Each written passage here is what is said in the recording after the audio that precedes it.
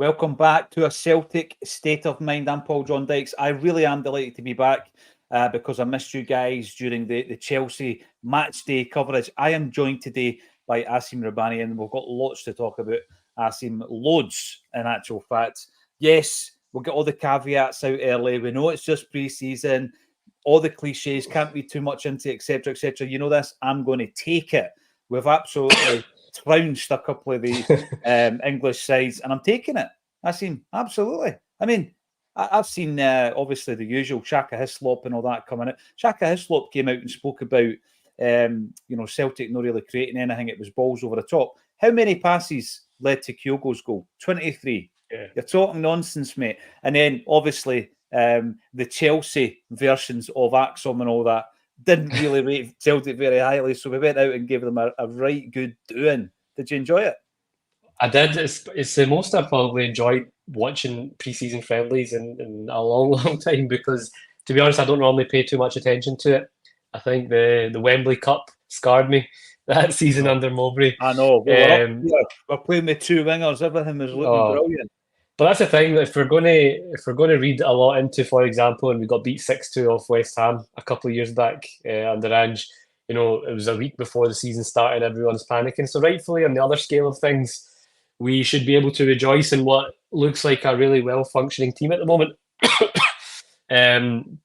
That's 3 games in a row that I've watched the full kind of 90 now, and each game I've been more impressed each time. In different ways as well. Some of the football we played in that first half I thought was scintillating to watch. The speed that we're playing at, the goals, the quality of the goals over these 3 games as well. So, and then look, in the second half we had to come under the cosh for the early part of that, and again I thought we defended well. So look, it is only pre-season. I, by my own admission, don't look too much into it usually, and likewise I won't get too excited at because it's still the real stuff kicks off this Sunday. There'll be different types of games and different types of challenges, and we need to be aware of that. But by the same token, that was a decent Chelsea squad. I know it wasn't all their superstars, but a lot of their kind of main players, the likes of Nkunku, were featured. Sterling obviously came on, and there was a few others in the first half as well that started that are normally in their starting team. So for us to come and play the way we did, I think that's the most pleasing thing, is the style and the manner of the performance, allied to the fact that we're scoring lots of goals. So it bodes well in terms of where this current team are at, and it looks like Rodgers has finally got them playing the way he wants. So yeah, there's a lot to be excited about. Like you said, there's a lot to talk about, which caveats some of that excitement and kind of reins it in a wee bit. But if you're just looking in isolation at this America tour in particular, it's been thoroughly enjoyable and very encouraging. It has been. The pre-season you spoke about with Tony Mowbray. I mean, I think back to that. I was quite positive when Mowbray took the job. But he had developed a really good style of football at Hibs and West Brom. So I'm not going to change my view on that. With hindsight, obviously we know how it went. But at the time, I thought to myself, Celtic, 30 years since the huddle next year. Yeah. And he was a guy that started that, and he was playing a really good brand of football, and he was bringing through exciting young players at Hibs before he went to West Brom. And the point I would make is that pre-season, which looked pretty good, the Ange one with that horrific defeat against West Ham, and even further back than that, the centenary season, Peter Grant mentioned it against Chelsea. Arsenal beat us 5-1, and obviously went on to have a memorable season. What I would say is, Rodgers isn't new in the job. We're going into season number 2, and it's about fine-tuning a lot of the stuff that we've already been working on for 12 months. We're going to be talking about the performances across the American tour. We're not forgetting the Ayr United and Queen's Park games, but they were, legitimately classed as bounce games. The American tour, 4 goals in every game, some great goals and assists, contributions. You're looking at the sharpness of Kyogo. A special message for Hatate, and when we're talking about him, no doubt we'll talk about the rumours that have broken. But on the point of Chelsea, we'll start with Chelsea, right? So you're talking there about people saying it's not a full strength Chelsea side, and you look at the Celtic side that finished the game as well with the young guys. I want to talk about our young guys throughout the show, but the 2 guys that stuck out for me for obvious reasons were 2 two players who we came up against in the 2022-23 Champions League, and it was Mudryk, and he cost apparently 70 million euros for Chelsea to bring him in. And the player you've already mentioned, Kunku, who, again, I thought he was brilliant when we faced him in the same campaign. And he was 60 million euros. Now, these guys are not classed as reserve or bit part players. No. They've cost a few quid. We've came up against them, and it was a right challenge. Now, not everybody came through the challenge. There's some players in that team that I still think need to be replaced. I'm going to jump back and forth between the games and then over the weekend, having the chance to speak to a couple of ex-players, one of whom is embarking on a coaching career in Charlie Mulgrew. Of course, he partnered Joe Ledley on Saturday night. Because what I find, Acsom, is a different perspective when you talk about football with guys who are involved in the game. You and I are fans, and the insight that I always want from a commentator, for example, is the kind of stuff that Charlie and Joe was talking about. You've got to remember, we were in Grangemouth doing a live show whilst the game was on. So the game was there, and it was a bit of a distraction, I've got to be honest with you, but you were getting a bit of, input from Charlie and Joe. And it's incredible how they talk about shape in probably a way that we don't understand as fans because they've been in it. And now Charlie's trying to coach it. But I do think it's important that we take the positives from the games. And all these people that go on about Celtic would do this or wouldn't do that if they played in the English league. My argument is always this, Acsom. Any EPL club coming to Scotland would go bust overnight. So it's a daft argument. We're not talking about this Celtic team right now going into the EPL. We're talking about Celtic as a football club going into a stage like that, because there would be an acclimatisation period. We would then be in the same market as these clubs. We would absolutely, for me, dwarf them in terms of the size of our fan base worldwide, the merchandise and commercial opportunities. If you think they're big at the moment in Scotland, would just absolutely be propelled into a different world. So that argument doesn't stand. I love seeing us up against English teams, either in Champions League games or in friendly games, just to see where we are. And to be honest with you, I'm pretty chuffed with the performances, but it should not change our focus on the transfers. That's always a concern, Acsom, isn't it? Yeah, like I'm sitting there watching these two games and absolutely punning over some of the football we're playing and excited about what seems like a continuation of how we ended last season. You look at those games against Kilmarnock and just that kind of run of form and the way we were playing with a much greater tempo and intensity. That's the kind of football we've been seeing in these preseason games, which really bodes well because it's as if finally Rodgers has got them playing the way he wants. They're playing with a confidence, a kind of arrogance on the pitch where they feel really happy about the way we're playing, what they're being asked to do. So that all, like you say, it's Rodgers' second season and it's a continuation. So that's all very exciting. I actually forgot about Mudryk because I think he's got a new haircut, and I was halfway through the game when I think Peter Grant mentioned it. Yeah, I was like, that's right. But look at he's an example of someone who destroyed us. I remember at Celtic Park, I thought, wow, this guy's incredible. He was brilliant. He scored a brilliant goal that game. Scored a great goal in the first game as well. But yeah, we handled him well. He's obviously had a difficult time at Chelsea. But your point is valid. That's the age-old argument that I've had even since growing up with English fans or fans of sporting English teams. Sorry, where they always talk about that. Oh, Celtic would struggle in the EPL, but you have to factor that in. It's not going to be that exact same lineup. It's not going to be that same squad. And even in saying that, I still think the mentality and the fan base and the crowd and Celtic Park factor, even if you were to stick this current squad in the EPL, I don't think I'd be intrigued to see how we get on, but I don't think we'd be sitting there absolutely in the kind of relegation battle. It's opinions and everyone will have different thoughts on it. But I still think there's something about us that can compete in that league. I think a lot of the squads there are, overrated, overinflated prices for players. You look at the likes of the players that we've got, Matt O'Reilly, Rio Tati, Kyogo would walk into a lot of their teams. So, yeah, I was really encouraged by both the performances. I know the Man City one, again, wasn't up against their kind of first team, but it's a Pep Guardiola team, and we all know that he prides himself on the way they play, and they're they're all going to play that same system, that same style of football, and for large parts of it, we dominated and nullified all their threats. So yeah, it's all very encouraging. But just to touch on the last point you mentioned, it's equally concerning, and that's only because we've been stung before and because we know our board too well. Otherwise, right now we should all be absolutely buzzing for the new season, thinking, right, okay, we're looking good. But the problem is that you worry they'll look at that and think, okay, we're in a strong enough position, we don't really need to do much work, when quite clearly we all know we do. And I put something on Twitter, I don't know if it was yesterday or the day before, and it's got quite a mixed reaction. But I just kind of said it's quite embarrassing that we're about to go into the start of a new season and you're a Kyogo injury away during whether it's training or whether it's on the game to having no other fit strikers. You've not signed one outfield player and we're about to start the new season. I can't remember that happening in my kind of lifetime supporting Celtic, where you're about to start the first game of the new season, we've not signed an outfield player. I'd be intrigued to know if it's happened before. So yeah, there's a lot to be encouraged about, but I by no means don't think we should be complacent as a fan base or as a club as to the work that still needs done. And there is quite a bit of work done. All it takes is a couple of injuries. Again, people are criticising me because we've been saying about Liam Scales. Liam Scales had a really good breakthrough season last year, but there's no way he should be going into this season as our first choice centre-back, in my opinion. No. That's just how I feel about it.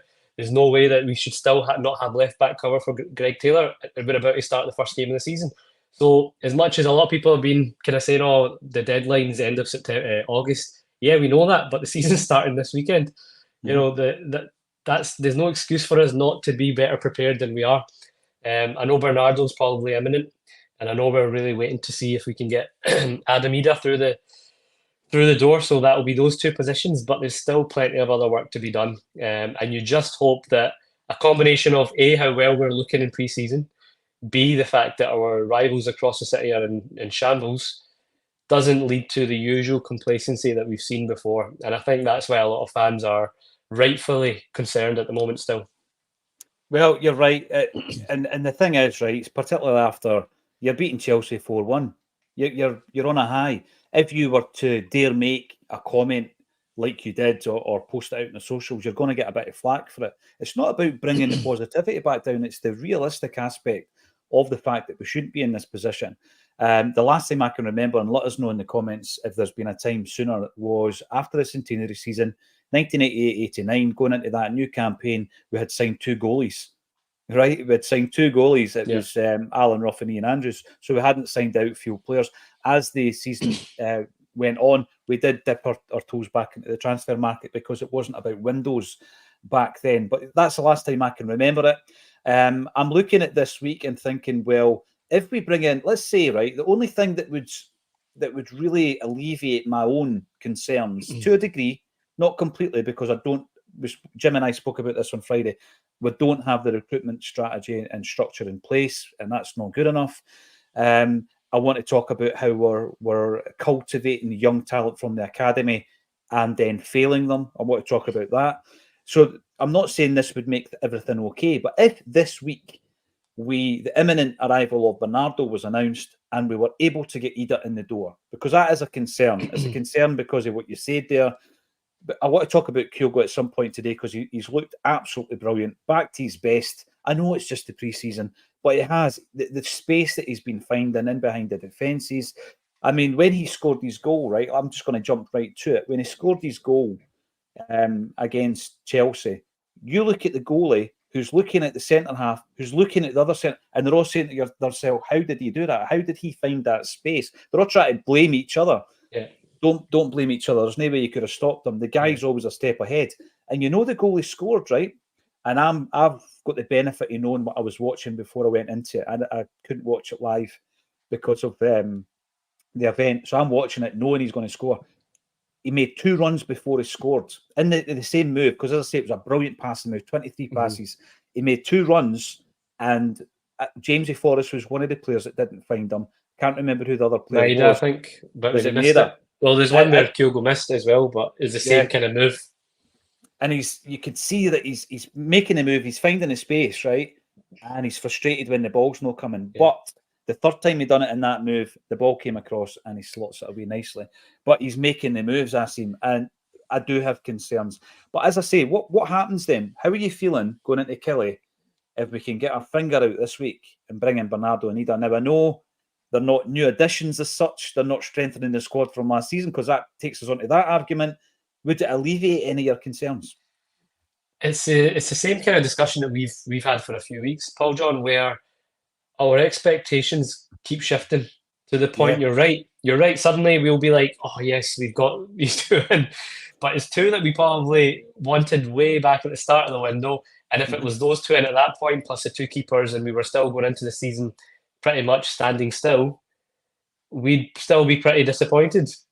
So again, it's how they shift the lack of being proactive, the lack of really kind of foresight into getting all these things done ends up changing how we perceive what we wouldn't have thought would have been good enough at the start of the window. But yeah, at this stage, of course, we'll take it and it'll alleviate some of the concerns. But I still firmly expect these two to be signed. But that's the kind of least of my worries right now. Well, no, to be honest, it's been enhanced because I do worry that we're a Kyogo injury away from really struggling again, having to play James Forrester, Dies and Maida up front. And that's not what you want to be doing. It's like going back to Champions League qualifiers back in Rodgers' first time away at Rosenborg, James Forrest playing up front, and Beaton at centre-half. playing at centre-back. It's not acceptable. And that's why it sounds so strange saying it. We're all rightfully really, really happy with what Rodgers is doing right now and how we're playing. But you've just got this nagging frustration at the back of your mind as to why are we putting ourselves in this position again. But yeah, 100%. If we get those two in and it's like early this week, it'll lift the mood. But we're going along on Flag Day, and what's part of some of the excitement most seasons when you go along to the first game of the season, it's seeing new faces, it's seeing new signings, and we've got nothing of that to look forward to. Obviously, I'm not counting Kasper Schmeichel, who we'll go on to talk about as well, I'm sure, because my God, he looks like an upgrade in Joe Hart, and I don't want to say that lightly, but some of his saves, are saves that we've not seen for a while from a Celtic. Joe Hart was brilliant, but he wasn't making kind of absolute game-changing saves on a regular in a game. And it might be because of the opposition we're playing. Obviously, we're playing against Man City, and Chelsea are going to have a lot more chances against us, but that's the kind of games in Europe. We're going to have similar situations, and if Kasper Schmeichel can pull off those kind of saves, he's going to win us points. But we'll come on to that later. Just to touch on again about Kyogo, sorry, just kind of jumping through some of your points, but the goals that we're scoring in pre-season, the good thing is it reminds me again of Ange's kind of first and second season, that kind of breaking the lines and then the square ball to Kyogo. Those goals were so reminiscent of that, and that's what we were missing last season. And I think that's quite exciting to see, because it looks like we're going to get the best out of Kyogo again. And if we've got another striker that's kind of giving us a different option, then brilliant. But let's get that striker in as soon as possible. You're right. And, talking about getting the best out of Kyogo, we know we didn't, even though he featured in every game last season, we didn't get the best out of him. We didn't get the best out of Rio Atati. Injuries were really the issue there, but we definitely didn't see the best of him. And the signs in this pre-season have been very good from him. We didn't get the best out of Kuhn. Let's not forget how good he was against Man City.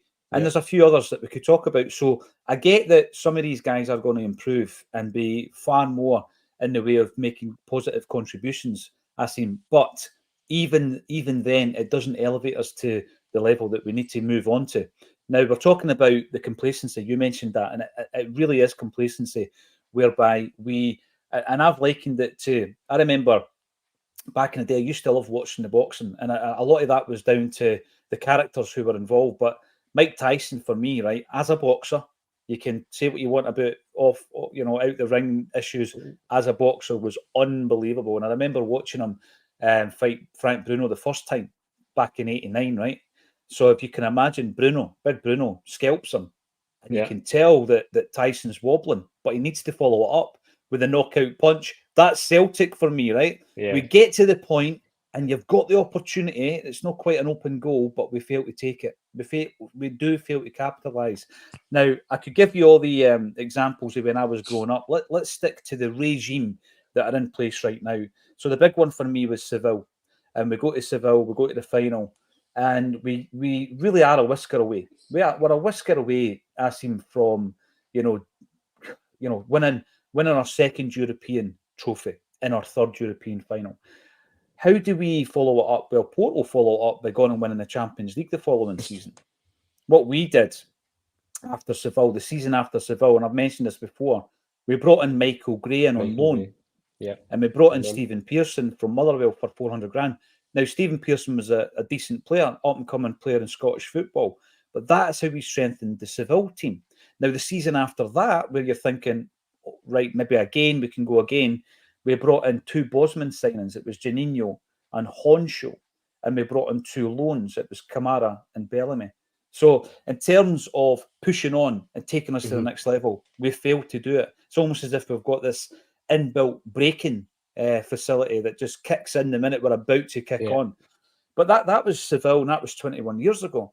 But the guys I was with on Friday and Saturday night, Joe and Charlie, there's another excuse there for me. Another example, rather. 2012.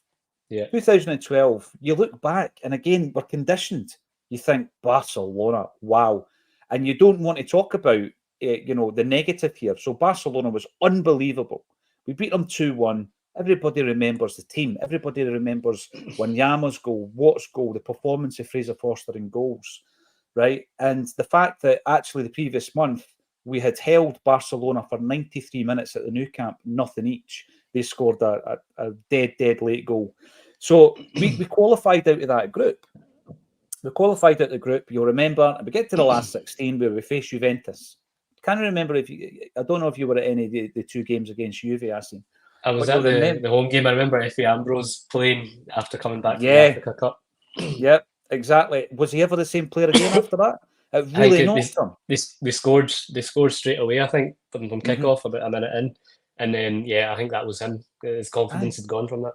It did. And the reason I'm saying it is Juventus beat us well. They beat us 5-0 over the 2 games. But that was the last time we were in the last 16 of the Champions League. So my point is this. 2012-13, when we beat Barcelona, we're getting to the last 16, and it's the last time we've done it. That was the first season that Rangers weren't in the league after their demise, right? And I think what then happened is, instead of kicking on thinking, wow, Neil Lennon's managed to get us to the last 16 here of the Champions League, let's go again next season. What we did, in all our might, is we sold Wanyama for 12.5, Hooper for 5.5, Kelvin Wilson for 2.5, and Joe Ledley for $500,000, and we got that confirmed at the weekend. It was £500,000 we got for him. So instead of pushing on, we regressed. I was going to say, do you remember? I remember it vividly coming out of the stadium. It was the qualifier against Shakhtar Karagandhi, and we managed to turn it around. I think we won 3-0 after extra time, or was it? I can't remember if it was just before extra time but we managed to get a last minute goal. Jamesy Forrest? Jamesy, yeah. And it was sheer relief in the stadium. But I remember Neil Lennon afterwards raging, and he came out and shots fired at the board and the lack of kind of backing that he had. And that was the beginning of the end for Lennon as well, because I think he in the previous season thought, wow, we've got to the last 16. What an opportunity to progress. We didn't back him. We just got through Shakhtar Karagandhi, and we had a pretty bang average campaign in the Champions League that season. And then, the season kind of just petered out, and Lennon left. And I think that was partly why he left as well. He felt that he'd taken the club as far as he could go, went on to, Bolton? Obviously, we can all argue the rights and wrongs of that career choice, but he obviously felt that Celtic weren't matching what he felt his ambition was at the time, which was taking Celtic to another level and pushing on from what was a really good European campaign the season before. And I remember the interview on the car on the way home, and I was like, it was good to hear. It was actually good to hear, because he was calling them out. But again, nothing changed. As you said, you look at the players that we kept losing and then not really replacing them with. And again, you look at it this season, we could end up losing Matt O'Reilly. We're all kind of resigned to that on the back of Jota last season, on the back of Juranovic and Giakoumakis and all the players that we've spoke about that we've lost in the last 3-4 years. But we're not really replacing them. We're losing our best players, and we're not really replacing them. We're just expecting to get on with the same squad or buy 3 or 4 players in the hope that 1 or 2 of them might turn out good the way we did last summer. It's really just not. It's not a suitable way to run a football club if you're wanting to actually see results on the pitch. And we touched on it last week. This is the 3rd consecutive season of Champions League football. The riches, the money that comes with that, the security that we've had of not having qualifiers should in itself have made our recruitment a much stronger, giving us a stronger hand when it comes to getting players that we want. So it's just so frustrating because, we don't want to be in the same situation we were last year. And look, there is still time. But I've said this before, and I think you've said it before, many have.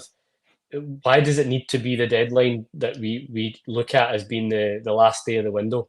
Why can't we have got players in so that when we've got 3 or 4 games under their belt and it comes to that first derby fixture and it comes to that first Champions League fixture, we've got a settled lineup. You've got your new centre back in, you've got a left back that's really pushing or excelling Greg Taylor's performance. You've got a midfielder that can come in should Matt O'Reilly leave later in the window that's just ready to come in, because Bernardo's not a Matt O'Reilly replacement for me. It's stuff like that that's going to bite us again, because as well as everything's going right now, and we might win 3-4 at the weekend, and it's it's great. It just takes Matt O'Reilly going. It just takes an unsettled Rio Hatate. It just takes an injury to Kyogo. And in 3-4 weeks again, we're going to have the same kind of discussions we had this time, not this time last year, but after we got knocked out by Kilmarnock in the League Cup last year. So all we're doing by raising these concerns is just try to be a bit, and it makes no difference us raising the concerns, but it's just putting that out there, because there's a lot of fans somehow who, I don't know if it's complacency or if it's just for them, it is just about being better than Rangers. But there's a lot of fans out there who that's not enough. Our benchmark shouldn't be a very weak Rangers team. It should be, how can we do what Club Brugge have done? How can we be what Copenhagen have done in the last few seasons? How can we make ourselves a regular Champions League team that's not just making the numbers up? By the way, and that just comes into ambition, Acsom. We're not sitting here spoilt as Celtic supporters, because we know that the success that we've enjoyed in both our lifetimes has been unbelievable, right? But it is sustainable and it can be improved on, and it can be improved on in Europe. And that's the reason we're bringing it up, because I would much rather my new left back, my new centre half will have had 5 pre-season games before they go into the Kilmarnock match. I think that Bernardo and Ida can click into place pretty seamlessly, and I hope that happens this week. But it is the other areas that I've got concerns with, without a doubt. By the way, I'm sorry to say this, right? Acsom are now, this is our 7th pre-season that we have been broadcasting, and you're talking about, what happens if Kyogo gets injured. Well, we all know what happens, Acsom. Mikey Johnson plays centre forward, doesn't he? Yep. Because when he scored that goal, right, I'm going to be as fair as I can be, because I got a bit of stick for criticising Mikey Johnson the other week, but the criticism was based on not just my observations as a football fan, which are no more or less important than anybody else's observations. It was based on the fact that I was looking at his minutes over 8 seasons that he's played for Celtic, moving into his 9th season, and his contribution wasn't enough, just on minutes. It was the equivalent of 5 full games of football every season, which is ridiculous when you look at it, right? But he's done really well in the pre-season. He has. You've got to give him credit. But he's doing well in the pre-season, and he's not playing on the wing. I criticised him against, and so did Brendan Rodgers, against Man City for not defending well enough. Right? But he's got a couple of goals and an assist, and but it's not been as a winger that he's been at his best. It's been through the middle. Is he that fabled third choice striker? Is he? What do you think? I was going to say I wouldn't be against it, because I don't think we're going to buy another third striker anyway. So Mikey Johnson's as good a bet as, well, what that does though is it gets in the way of maybe a potential youngster. Mm-hmm. If we give Mikey Johnson another chance, and he's had what, like you said, 7-8 years of it, then it's maybe unfair on a potential youngster who won't get that chance. But again, it's down to the manager whether he feels Mikey Johnson is that best option. But I was pretty adamant in my views that when Mikey Johnson went to West Brom and was tearing it up down there, that's brilliant, and I'm happy for him. But I did not want that to suddenly be a reason for fans for the club to be like, let's bring him back, because we've seen this before. Sometimes certain players just work at certain clubs or don't work at certain clubs. He's had more than enough opportunities to cement that place, and I don't think suddenly a few goals in pre-season should change that. But given we're short on strikers, the chances are he'll be in that squad on Sunday, and the chances are he'll come on and get game time, and he may well score again, and the debate will start. But there's, I guess, given that Rodgers has said that the position was going to be offered to Rocco Vata, that's obviously not materialised. So then you look at it, the next option is probably going to be a youngster. And if Mikey Johnson keeps on scoring or giving the manager that decision to make, then I guess he'll be in the mix. Although I think if someone else comes in for him, I think for him as well, I think that the right call is probably to move on. You look at how well he did at West Brom, and that's what kind of the top end of the Championship. So he's clearly got ability. For him, it's not an ability thing; it's consistency at a club where the demands are so high, and that's where he struggled. So he can maybe find that somewhere else. I just don't think it's going to be at Celtic. But again, we were talking about this last week, Acsom, how we start the season talking about European aspirations, but then we get into a dogfight with Rangers, and every single kick of the ball, we're just obviously all over that. We're not thinking about Europe when we're trying to beat Rangers in the Scottish Cup. So a wee bit like that. Why are we even considering Mikey Johnson as the third striker? We should have Miofsky and Ida on the door. Something like that should be the discussion point. But we shift our expectations week on week. Just a quick one here. I'm going to throw this in the mix here, Acsom. Right, I love my Celtic history, and when I started doing my research for my first book, I realised very quickly that if I thought I knew anything about the history of Celtic Football Club, there are many others out there who know so much more. And one of the guys actually who helped me out incredibly was Jamie Fox. Big shout out to Jamie. Anybody who's in the old Celtic history fraternity will know Jamie pretty well. And Jamie actually is a collector of old Celtic photos, right? Look at that. That's a cracker, right? That's a beauty. And you're looking at some really famous names like Jimmy McStay. Obviously, the McStay dynasty goes through many years at Celtic. You've got John Thompson, the fifer in goals, who sadly and tragically lost his life playing for Celtic. And you've got others in there that you'll recognise. Oh, there's Jimmy McGrory, the best ever goal scorer from British soil. But the one I want to point out is front row, Acsom, right? On the right-hand side, you'll see here, as I say, the work that's gone into finding this particular picture is all down to Jamie Fox. This is a picture whereby it was a promo shot for a 1930 US trip, right? So they wanted a picture for whatever the promo would have been back then, right? So it's relevant even to today.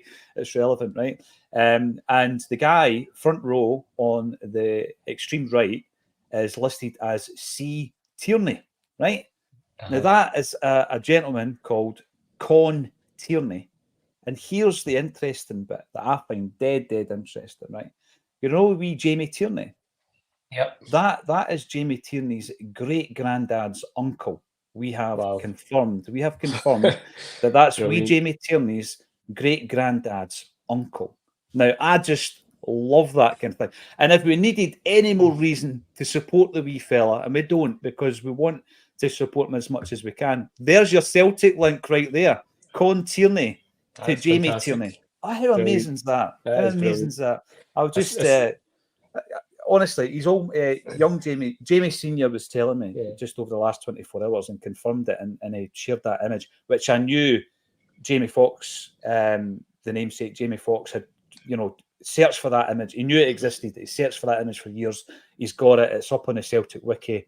And there it is. If you know the history, I see me. Amazing. That's amazing. It's amazing seeing stuff like that, isn't it? And there'll be so many stories out there like that as well. But brilliant. Jamie Tierney, obviously, we all know him quite well from the channel, and I've met the senior Jamie Tierney as well. So great guy, and hopefully they're doing well as can be. But it's brilliant seeing stuff like that. Lovely picture. Someone's commenting there on the shorts, the length of some of the shorts on there. It's like 3/4 lengths. Oh, by the way, fast forward maybe 20 years to the Neely Mocking collection, and Neely even kept his shorts and his socks. You should see these things, man. Honestly, just the weight of them. You imagine in the bitter Scottish winters and the wind and the rain and the snow, having to try and get through a 90-minute game of football. But that leads us on just to say that at the weekend there, we do regular live events, and what we try to work into them is a section of the night where we auction off some items for wee Jamie. Now, here we go, right? Obviously, no one has an endless supply of Celtic items that they can auction off. And what we find is that people who tune into this show from all over the world send us stuff. They send us stuff. And we were up at Barra's Art and Design. I'm not sure if you were there when the guy came with the gloves. The gentleman. Yes, I was there. So he brought a pair of Arthur Borich's match-worn gloves. Both gloves were signed, but we're able to auction those off. And then we were sitting there at the end of the night, and I'm going to tell you a couple of wee things that happened on the night, and then we'll move on to other matters. So Joe Ledley was sitting, and we were explaining what the charitable endeavour was, and he felt inclined at that moment to say, you know this, I kept one shirt from my time at Celtic. It's the Hoops, Ledley, 16 on the back, and I'm going to give it to you guys to auction off right now. Okay, so the crowd hadn't seen the jersey, and we auctioned it off on the night, and Joe is sending it up to the winning bidder. But just wee things like that, you know, he'd heard the story, asked him, and he just thought, wow, I need to help, I need to do something here. And he just did it off the cuff. And then on the Saturday night, as I dropped him off, he was like, remember to send me your address, I'll get that jersey up. Brilliant guy, right? But what about the circumstances of leaving Celtic?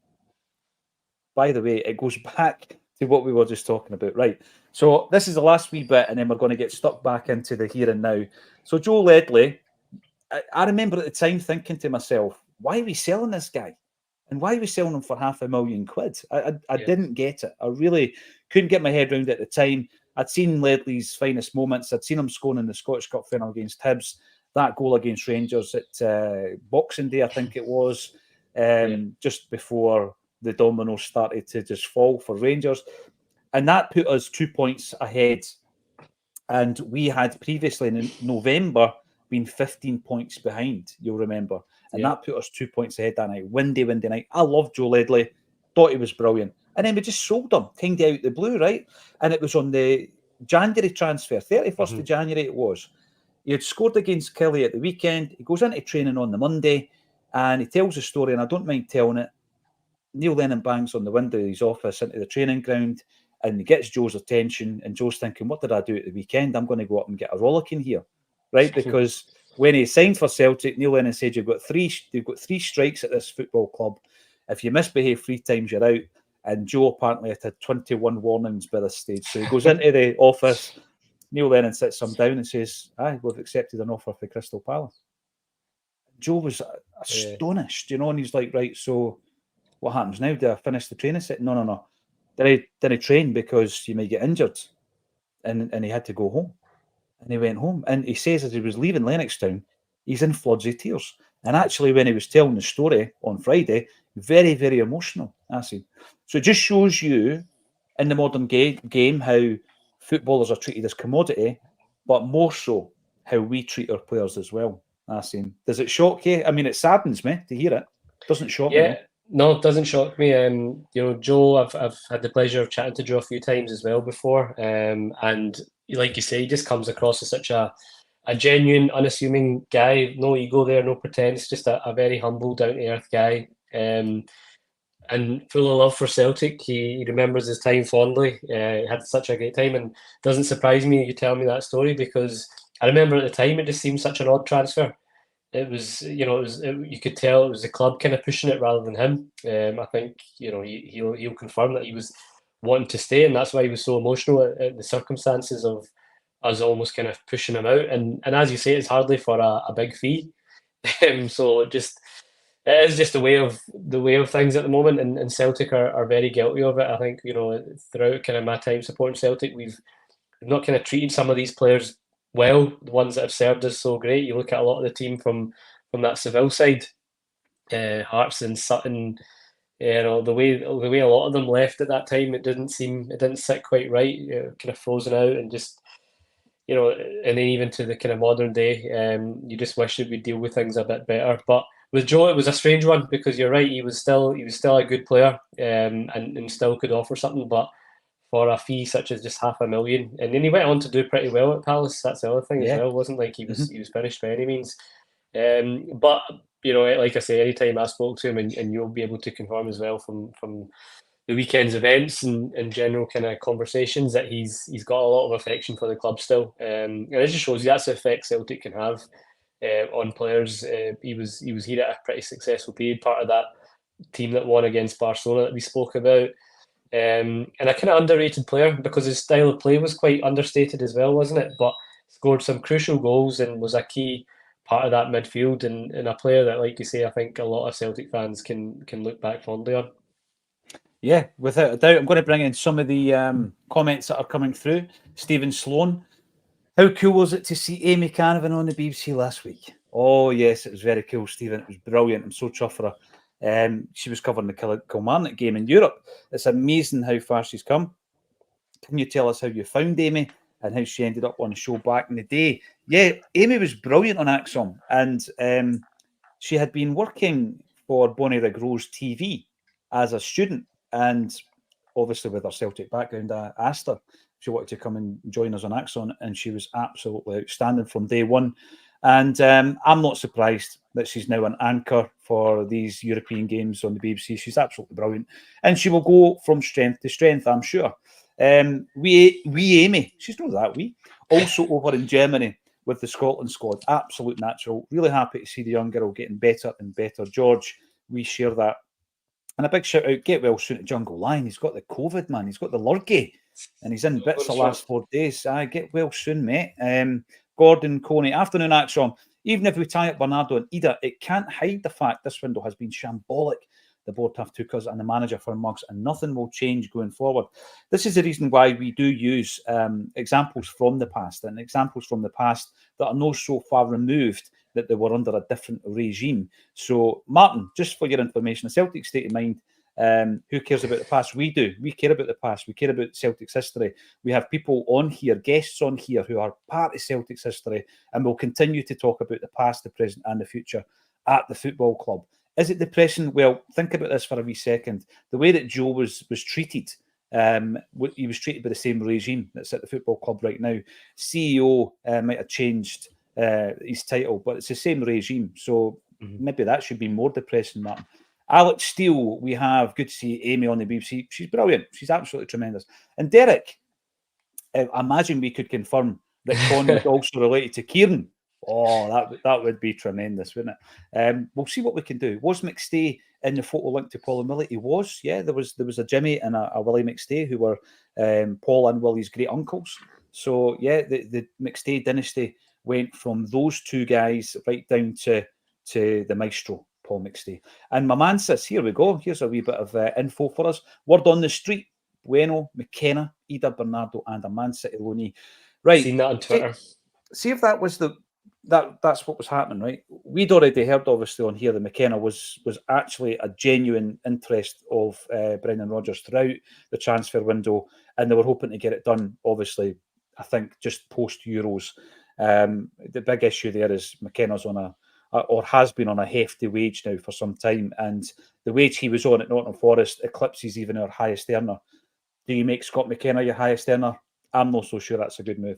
But yeah, maybe the negotiations are ongoing. Bueno, it makes sense. We were interested in him in January, weren't we, Asim? He's the type of player I think that Rodgers would be interested in. So there's nothing in that I would disbelieve. If any of that happens, I wouldn't be surprised. But Bueno, I think the chat is on loan, isn't it? As well. So that's two loanees. I'm not a big fan of that unless it is with a view to buying them. Especially for a position like left back, which, as we've been saying, it's been years that we've been looking for a left back. But no, for me, that wouldn't be enough. I'll be honest. I don't think that's going to cut it. But again, I've kind of made my feelings about McKenna. Is he better than what we've got? Yes, but I still don't think he's good enough for the kind of style of football that we want to play. I've seen someone earlier in the comments saying, can Acsom get off Liam Scales' back? Now, listen, if anyone watches a lot of the streams from last season, you'll see how much Liam Scales got praise week in, week out for when he was playing. Third player of the year. He was number 3. And even to this point, you'll all commend how well he's done, and to the point where I'm happy to say he's a solid squad player now. But that doesn't mean we can't ask or look for better. That's just because, okay, maybe it's because I kind of singled him out. But there's a few players in there that we've all said that we can improve on. And there's a few options that, like Greg Taylor, again, a player that I'm a fan of, that I think's been a really good player for Celtic over the course and grown into a kind of, not a leader, but one of the more senior members of that team. But I still feel we can do better. And that's in every position. We can always improve. But there are some glaring ones where we as fans, we can all make an informed judgment as to that's an area that needs improved on. So yeah, there's a few. I wonder if we'll start seeing a change in Rodgers' tone now that the season's about to start. I wonder if come Sunday we've still not signed anyone and we get off to a winning start, and he's that might be a chance for him to kind of come out swinging again. I don't know. We just don't know. He's kept it pretty calm so far. I thought his last interview though, where he kind of addressed the Celtic fans when he said, "Look, I know what the fans are wanting" and stuff like that, was the kind of first sign of it. But I wonder if we'll see a change of tone if nothing happens in the next week, because yeah, it's getting to that time now where there's now 4 weeks left, and each week we're having the same discussion on a Monday. We are. I mean, that list of players there, as you've already mentioned, we don't try to dig out a particular player.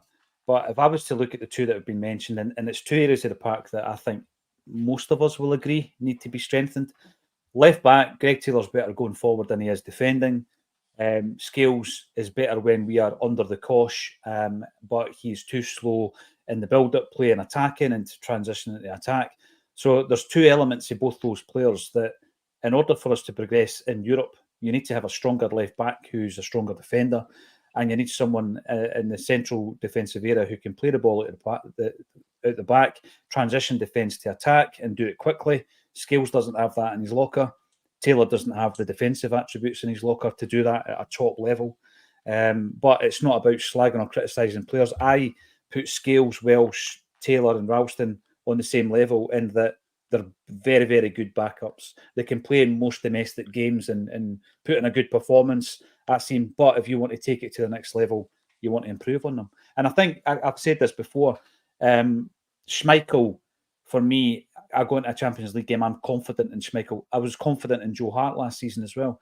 You go into the defence, though, the only defender that we've got that I suggested last season, I was confident with was Carter Vickers. Arguably, Johnston comes into that category now. We're talking Champions League, being happy with these guys. So to have two defenders at the fore, that's a worry. You go into the midfield, I think our three first-choice midfielders are all good enough for the Champions League. Rio, Tati, O'Reilly, McGregor. And then up top, you've got Kyogo. There's an argument, people bring it up, there's an argument to say Maeda should maybe be in that category. Even if he is, we still need 3 or 4 guys, as seems, so that the entire team can go into a game in the Champions League and you're confident that they're not out of place. You're confident that this is their level. And as I keep saying, I'm not suggesting for a minute that Real Madrid would sign every single one of them. No, they're the best we can do, Celtic Football Club, in each of the positions. And at the moment, there's 3 or 4 positions on that park where we could improve. There's nothing wrong in saying that. Yeah, I think I said a couple of weeks ago, I think we need 6 signings. If you look at Bernardo, Ida, and then a centre back, a left back, a midfielder if Matt O'Reilly goes, and then a winger. It's gone quiet with regards the guy from Belgium. The surname I'm going to end up butchering, so I'll let you go. Is it Balikwish? Bushikwara, something like that. I think we're both miles off. I remember his first name sounded a bit like Ange or something like that. So there's an Ange. We'll just call him Ange. There's an Ange in there. Yeah. He looks like a good kind of, again, I say that I've not seen a lot of him, but just watched clips and read reviews on him. Looks like the kind of player that can come in and make a difference. So I'm hoping there's something in that, because that would excite me. But yeah, I'm hoping for 6 players, to be honest. And I know it sounds a lot, but I think that's what would make a lot of us kind of go into this Champions League campaign, domestic campaign, pretty confident that, okay, we're a lot stronger than our rivals domestically, and we've got the strength and depth and first team quality that can make a fist of this new campaign, which is, it's so exciting to look forward to. That's the thing. We've got a really good chance at giving this a go, because it's no longer the same old format that we've struggled in for years. We don't know how many points we need. You don't know how the draw is going to be. It's all very much a lottery at the moment in terms of even just the format for a lot of people to figure out. But it's exciting, and the fact that the manager's got us playing in an exciting manner as well. It's all looking good on that front. There's a lot to be excited about. So let's hope we can just really get going in the next couple of weeks and add to that. You're right. There is a lot to be excited about. There's a lot of positives, but we want to be the best we possibly can and the strongest we can be in that tournament as well. Nick, badly. Just for your info, you can brandish the red cards away, but you messaged us at 16 minutes past 12, my friend. It starts at 12:30. We weren't late. We weren't late, so get the card we're back actually in on your time pocket. today. We were on time today. Get the card back in the pocket, Nick. 12:30 on a weekday, half an hour before every game. Here we go. David Boyle, Rodgers has the team purring. Yes, however, the board are puffing to get signings done. A shocking contrast. It will be interesting. We'll try and judge Brendan Rodgers' moods. We've become experts in body language and all that kind of stuff at this time of the season. Right, I want to talk a wee bit about where we are with young players coming through and what's actually happened here. I think when we look at the American tour and we look at some of the young guys that were in there, we've been given big shout-outs to, in particular, the two fullbacks, Anderson and Donovan. I think have come into the side. They've done really well. But there was also that discussion point around the fact that Daniel Kelly wasn't on the trip.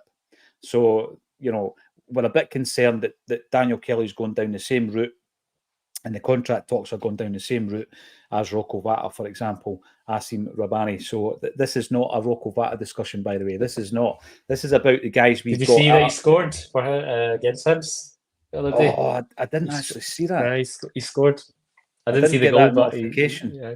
Oh, there we go. Right, I'm going to throw one into the mix because I don't think we've been giving him the kudos that maybe Anderson and Donovan have been getting. But I shouted out earlier on as well, Dede, and I want to come back to him. I thought he was really good. Francis Turley, right? 18 years of age. And as I was saying to you there, I was working on the night that we played Chelsea. So I watched it back this morning with interest. And I thought he was brilliant. He's got some really, good contributions in this American trip for an 18-year-old boy, right? And against Chelsea, for example, 2 shots on target, 1 from distance. I thought he showed up really well, looked confident. Mm-hmm. He connected play really, for me, confidently. And I think although we've been deservingly given plaudits to the likes of Anderson and Donovan, I'm looking at Turley this morning. His contract expires on the 31st of May, 2025. He's 18 years of age. Now, bearing in mind, when Rocco Vata left Celtic, his contract had expired, right? It's expired. We get a training fee. It's a minimal amount. It wasn't even 300 grand, right? Now, that's a lot of money for you and me, Acsom, but for a guy who's been at the football club for the best part of a decade, it's a pittance. It is a pittance for a player of the undoubted ability of Rocco Vata, right? So my concern is this. We've then got Daniel Kelly, 18 years of age. He's been left at home. His contract's up on the 31st of December. You've got Matthew Anderson, right, 20. His contract's up, guess, 31st of May 2025. So his contract's up on the same day as young Francis Turley. You've got Colby Donovan, 17. I couldn't find his contract status. And you've got Josh Dede. Guess when his contract's up? He's 18. Oh, look, it's the 31st of May, 2025. So what you've got there, right? Josh Dede, Colby Donovan, Matthew Anderson, Daniel Kelly, and Francis Turley. 5 players who are all in and around the first team. And, Anderson's already had that development move out to Austria. It's done him really, really well. He's come in. He's looked really good on this tour. But 4 of the 5 youngsters, and I can't confirm Colby Donovan at this stage, 4 out of the 5 youngsters that are still in the building are out of contract in the next 10 months. Now, we've already lost Rocco. We're potentially going to lose Daniel Kelly for the same reason. We're leaving things far too late. When the young player is in negotiations with Celtic, we're low-balling them, right? I'm putting it out there. We're absolutely low-balling them. And I don't even mean compared to clubs down south, Acsom. We're not offering enough to these guys that are going to make them sign a 3-year extension. Do you think it's purely a financial thing, or do you think there's also the route through to the first team in terms of game opportunities? Do you think that's a big factor in it as well, or is it purely if we offer them a better deal, would that be enough to keep them if they're still feeling that they're not going to get enough game time? Because we all know at Celtic it's difficult because of the way we're just expected to win every game, and we've got our kind of core squad, and it's rare that we actually give youngsters a prolonged opportunity in the team.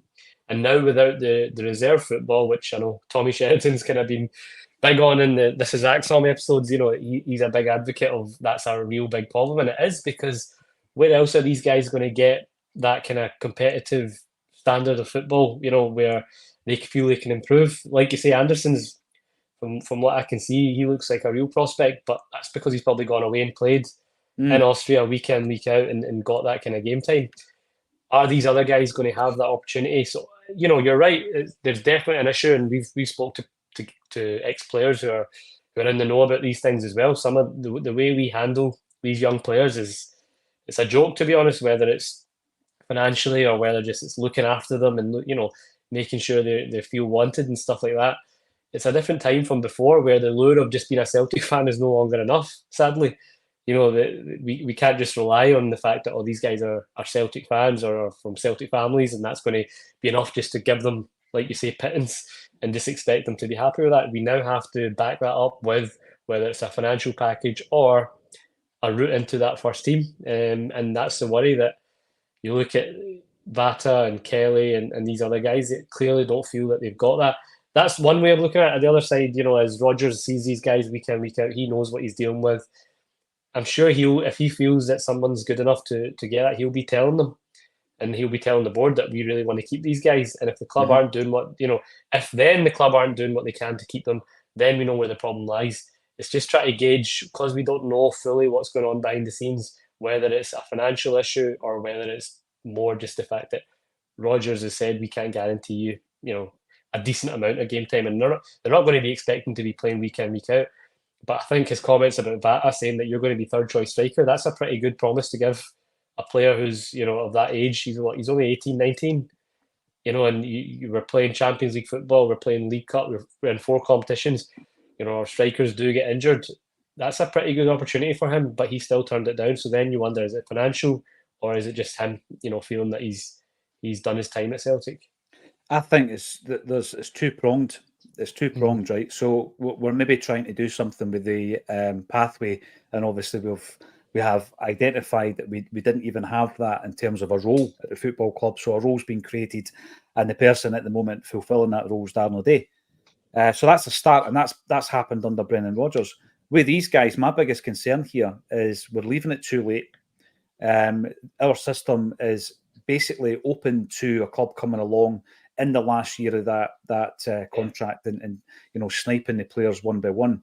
And then I think it has to become a bit financial to these guys as well, because we can no longer rely on what you said, the old-fashioned thing where Peter Grant would have played for Celtic for nothing and all that kind of stuff. But listen, it's 2024, and Daniel Kelly is a Celtic fan from a Celtic family, as was Rocco Vata, as is young Francis, right? That they're all Celtic supporters. But I think the club sometimes take it for granted that that's enough in this day and age. You've got to give them financially what they're worth. And by the way, it might be that point when they're 18. There's some players, like obviously we know what happened to Ben Doak. We left it too late.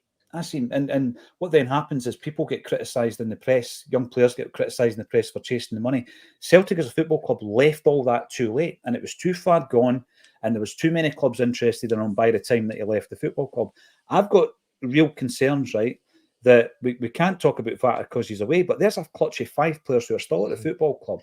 4 of them are on this tour, and every single one of them has a contract which expires in the next 10 months. Yeah. Why is a football club leaving it so late? I can't blame Rodgers for this, because for me, it's a responsibility of the people who are coaching at under 18 and B team level to absolutely tell the manager of the first team when a player's ready to be in and about that squad. It can't be luck. It can't be, Ronnie Dyler needs a left back for a bounce game at training. There's Kieran Tierney, give him a game, and then he shows up really well. And the rest, as I say, is history. We can't take the chance whereby Ange Postecoglou doesn't know who Ben Doak is 2 or 3 weeks before he makes his debut.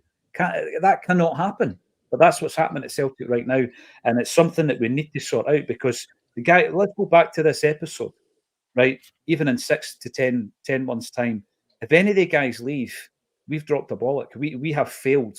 The youth academy is not working, and we failed as a football club. Because these guys, these are the future of Celtic.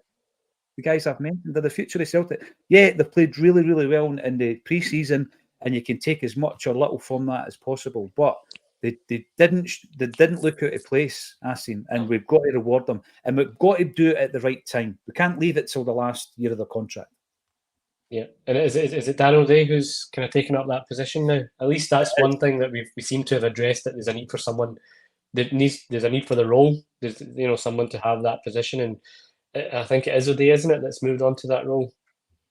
So let's hope that's the beginning of a change, at least in terms of how we go about things. But as you say, the proof will be in the pudding. If in 10 months' time we'll see where these players are at and what their kind of situation is at that point. The thing is, right, and again, £2,000 a week to me is unthinkable. Unbelievable riches to me. But in the terms of the world of football, every one of the guys can get so much more of that if they just go down south. To a team like Watford, for example, who are not in the same, platform, they're not in the same sphere as where Celtic are in terms of the size of the football club. So once somebody has either made their debut or is going to be in and around the first team, we need to have a system whereby they're going to be given what they're actually due. And at the moment, we're not offering that. And that's why the likes of Kelly's leaving. It looks as though he's leaving. I hope he doesn't. I hope we can salvage that. But we need to get these guys on contracts, and the contracts need to be lengthy enough, and the wages have to be high enough. Anderson, Donovan, Deddy, Turley, they've all done enough for me. Give them new contracts. And I know that... by the way, you say about nobody cares what we think. We know that if we have a faux pas, the club lets us know about it. So the word does get back to the football club, Lassie. I've got to say, in terms of the football, if you take away the transfers and the performances, I'm really chuffed. I'm really chuffed with the American trip. Big shout out to Ryan Pearce, who made his debut at the Chelsea game. He is now a resident stateside Acsom contributor. So big shout out to Ryan. Thank you very much for getting involved. Thanks everybody for getting involved in the comments again today. It's absolutely brilliant to see the subscribers going up. So if you haven't done so already, give us a thumbs up and subscribe to the channel as well. And we'll see you again tomorrow. Thanks once again, Asim Rabbani, for joining me on A Celtic State of Mind. Cheers.